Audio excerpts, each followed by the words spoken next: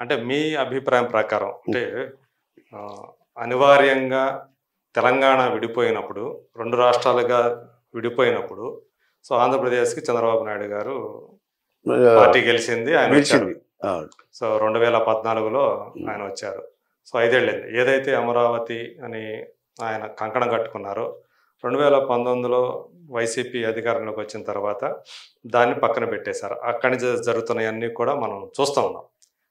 ఈ 5 ఏళ్ల కాలంలో మీ దృష్టికి సంబంధించి మీ అభిప్రాయం ప్రకారం అంతకుముందున్న 5 ఏళ్ళు చంద్రబాబు నాయుడు గారు ఉన్నటువంటి 5 ఏళ్ల పాలన, అలాగే ఇప్పుడు ఈయన 5 ఏళ్ల పాలన, జగన్ గారి 5 ఏళ్ల పాలన బేరీజు వేసుకున్నప్పుడు మీకు తెలిసినంత వరకు, మీకు అవగాహన ఉన్నంత వరకు ఏది బెటర్ అని చెప్పేసి అనిపించింది మీకు? డెఫినెట్గా అన్డౌటెడ్గా పరిపాలనా దక్షుడు చంద్రబాబు నాయుడు గారి, no doubt about it. Okay. ఇది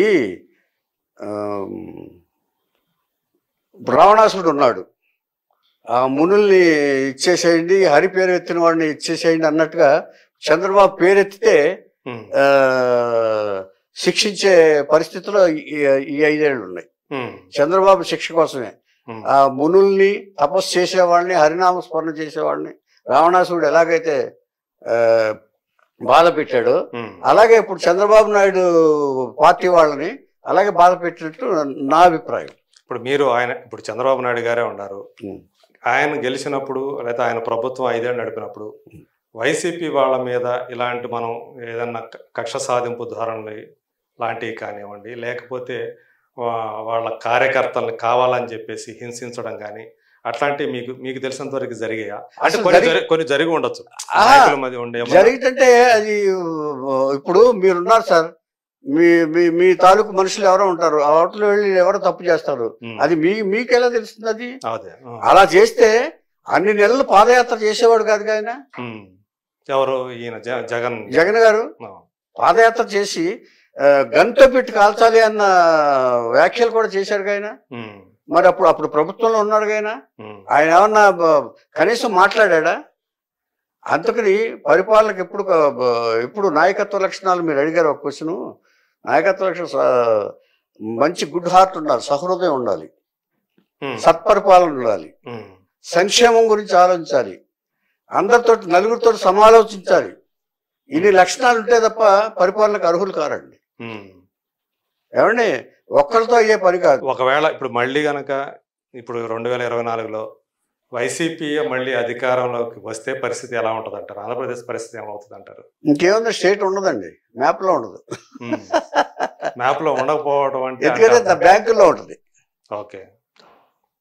ఎందుకంటే ఇప్పుడు సచివాలయం ఇప్పుడు మనం ఉన్నాం సార్, ఇప్పుడు నేనున్నాను, ఒక నగ తాకట్టు పెట్టాను నేను, ఆ ఇన్ టైంలో తీసుకెళ్ళిపో వడ్డీ ఏమో అసలు కంటే మించిపోయింది అనుకోండి, సపోజ్ నా నగ ఏమైపోతుంది? తాకట్టు పెట్టాను, జప్తు చేసేసుకుంటారు. ఆ పరిస్థితి స్టేట్ ని మొత్తం జప్తు వెళ్ళిపోద్ది. అంతకంటే దారుణం ఏంటంటే ఇప్పుడు ఈ ఇళ్ల రిజిస్ట్రేషన్స్ ఉన్నాయి చూసారా, ఇళ్ల రిజిస్ట్రేషన్స్ చేసుకున్న తర్వాత ఒరిజినల్ మీకు ఎవరండి? మీరు కొనుక్కున్నారు నా దగ్గర స్థలం, మీకు ఒరిజినల్ ఎవరు? జిరాక్స్ మాత్రం ఇస్తారు మీదని చెప్పడానికి, అది వాళ్ళ దగ్గర ఉంటుంది. అవి కూడా తాకట్టుకి వెళ్ళిపోతాయి. ఓకే. ఇప్పుడు ఇది ఏంటి, అలాంటి జరుగుతున్నాయి అంటున్నారా? లేకపోతే జరిగినాయి ఆల్రెడీ. ఇతను ఎవరో చేశాడు కదా, తీసుకెళ్ళి ప్రూవ్ చేశాడు కదా బ్యాంకులో ఆడాలని తీసుకెళ్ళి వాళ్ళ అప్పులు, వాళ్ళ పేరు మీద అప్పులు తీసుకున్నట్టు ప్రూవ్ చేశాడు ఒక ఆయన. జరిగినాయి కూడా. అదే రూలు. అంటే మీకు తెలిసినంత వరకు చంద్రబాబు నాయుడు గారి యొక్క నాయకత్వ లక్షణాలు కానివ్వండి, ఆయన అడ్మినిస్ట్రేటర్గా ఆయన యొక్క క్యాపబిలిటీ కానీ ఆయన గురించి మీకు ఎప్పుడు తెలిసింది అంటారు? అసలు ఎప్పుడో విజన్ 2020 అని పెట్టాడు చూసారు, 94 టైంలో విజన్ 2020 అని మెడ్రాస్ లో మేము ఉన్నప్పుడే, కూడా ప్రచారం చేశారు సార్ అప్పుడు చంద్రబాబు నాయుడు గారి గురించి. మెడ్రాస్ లో ఉన్నప్పుడే ఒకటి సార్, ఎప్పుడైనా నాయకుడు కూడా ఇప్పుడు మంచి ఏదో ఓహో అని మంచి చేయక్కర్లేదు సార్, ప్రజల్ని ప్రశాంతంగా బ్రతకనిస్తే చాలు. వాళ్ళకి ఏం కావాలో తెలిస్తే చాలు, వాళ్ళు స్వయంగా బ్రతకగలిగే స్థితిని కల్పిస్తే చాలు, ధైర్యాన్ని ఇస్తే చాలు. పరిపాలకుడు ఏమిస్తాడండి? ధైర్యాన్ని ఇవ్వాలి ప్రజలకి.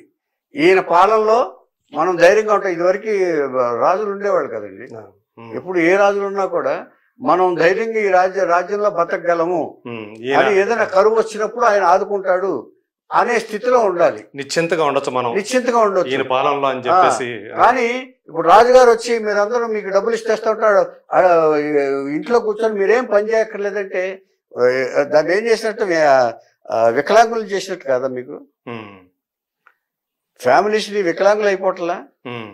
ఇప్పుడు కామెంట్స్ కూడా ఎలా వస్తున్నాయంటే కొన్ని ఆయన డబ్బులు ఇస్తున్నాడు, మాకు హ్యాపీ. ఇంకా ఆయన ఇప్పుడు ఆయన సంక్షేమం, ప్రజల సంక్షేమం కాదు అది.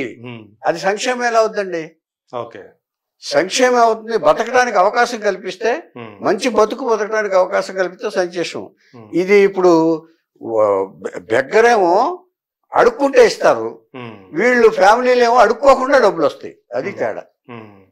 ఒక బెగ్గర గుడి దగ్గర కూర్చున్నారు అనుకోండి, అయ్యా రూపాయి వాళ్ళు ఒకటి చెప్పారు, ఈ 5 ఏళ్ళు మేము సంక్షేమం చూసుకున్నాము, ప్రజల సంక్షేమం, నెక్స్ట్ 5 years అభివృద్ధి మీద, డెవలప్మెంట్ మీద దృష్టి పెడతామని ఆ నాయకులు చెప్తున్నటువంటి మాట. లేదు మరి పారిపోయారుగా, ఇండస్ట్రీలో వెళ్ళిపోయినాయిగా, అయ్యిగా కూడా పారిపోయాడు కదా మొత్తం. ఎక్కడున్నాయి చెప్పండి, ఎలా చేస్తారు చెప్పండి? ఇతను నమ్మాలిగా. ఇప్పుడు ముందు వచ్చిన వాడి మీద నమ్మాలి కదా సార్ ప్రజవాళ్ళు. ఇప్పుడు మీరు ఒకళ్ళు రౌడీ షీటర్ ఓల్డ్ బస్తీలో రండి, మిమ్మల్ని అందరినీ బాగా చూసుకుంటాను, మీరు నా ఏరియాలో కూర్చోండి, ఇక్కడికి రండి, మీకు ఏం కావాలని చేస్తానంటే నమ్ముతారా ముందు ఇమ్మీడియట్ గా? నమ్మరు కదా.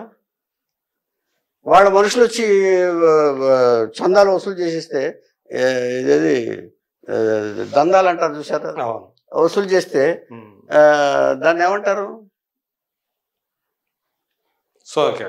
అది పరిపాలన అంటారా చెప్పండి? ఇప్పుడు ఇదంతా దీనికంతా కారణం తప్పు కామన్ మ్యాన్ అండి, ఓటర్ది, మంది, మీరు నేను అందరం. అంటే 2019లో ఓటర్ల తప్పే, ఖచ్చితంగా తప్పే. ఏమండి, ఒక